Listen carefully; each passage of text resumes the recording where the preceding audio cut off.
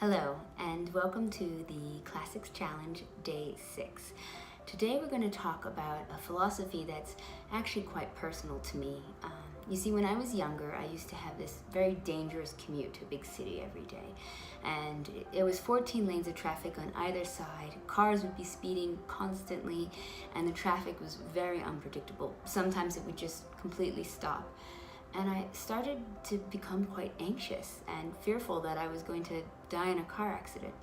My anxiety and fear became so overwhelming, it started to become a bit crippling, to be honest. And it wasn't until I found the words of Epicurus over again to help me relieve that anxiety and to start living my life a bit better.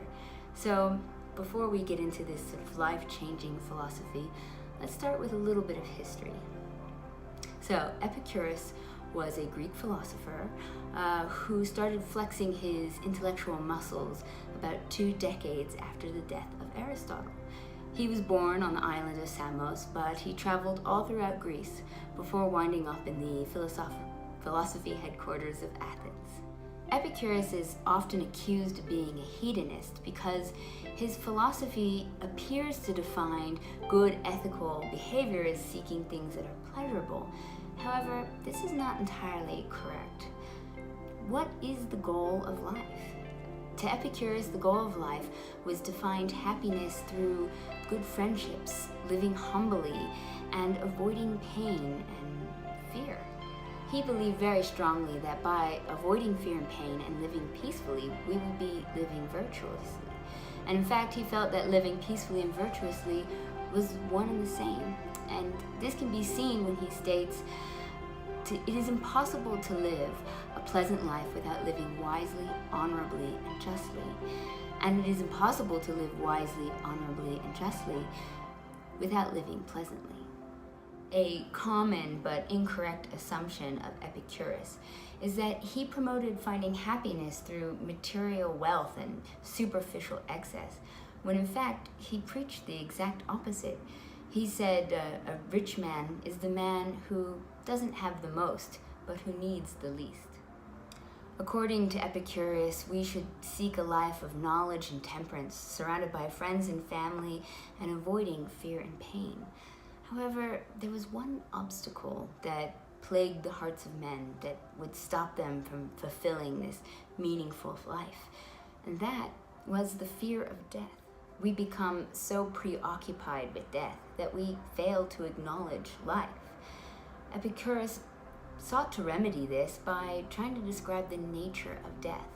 He stated, "Death does not concern us, because as long as we exist, death is not here. And once it does come, well, we no longer exist. So essentially, we should not be afraid of something we're never going to feel." So what became of Epicurus? Well, in the end, he founded a philosophy school in Athens called the Garden.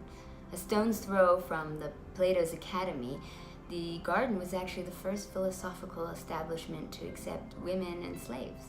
Epicureanism, the name for Epicurus's teachings, would be revisited by contemporary ethical philosophers like John Stuart Mills and Jeremy Bentham. And it can be seen resounding in the United States Declaration of Independence when they say, life, liberty, and the pursuit of happiness. Epicurus lived his life free from the fear of death and inspired others to have similar goals. He was aware that he was the master of his own life, captain of his ship, and true to his own words, on the last day of his life in 270 BC, he described it as a truly happy day. So what's the takeaway? Well, one of the biggest, most helpful lessons from Epicurus is no doubt that we should reconcile our fear of death so that we can live happier, fuller lives.